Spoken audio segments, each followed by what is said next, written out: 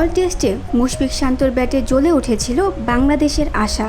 দ্বিতীয় ইনিংসেও দারুণ এক জুটি গড়েন এই দুই অভিজ্ঞ ও তরুণ সেনানী। চতুর্থ দিন শেষে দুজনেই ছিলেন অপরাজিত, শান্ত 56 আর মুশফিক 22। পঞ্চম দিনের শুরুটা হলো ঠিক সেখান থেকেই, আত্মবিশ্বাস আর দৃঢ়তায়।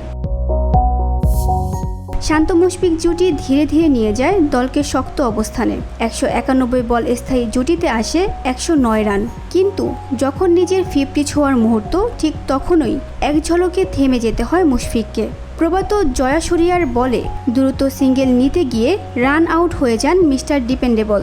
102 বলে 49 রান করে থেমে যেতে হয় তাকে। মুশফিকের বিদায়ের ঠিক পরপরই বৃষ্টি নামে, বন্ধ হয়ে যায় খেলা। তখন বাংলাদেশের সংগ্রহ 76 ওভারে 4 উইকেটে 237 রান, লিড 247 রানের। ব্যাট করছেন অধিনায়ক নাজমুল হোসেন শান্ত, 89 রানে অপরাজিত। বসুন্ধরা, উত্তরা, বনশ্রী, কুড়িল ও বাড্ডা সহ রাজধানীর বিভিন্ন স্থানে অভিজাত ও অত্যাধুনিক মানের ফ্ল্যাট কেনার এক নির্ভরযোগ্য প্রতিষ্ঠান প্লেজেন্ট প্রপার্টিজ লিমিটেড। তাই আপনার স্বপ্নের আবাসনের জন্য আজই যোগাযোগ করুন। Pleasant properties limited, where destiny matures eventually।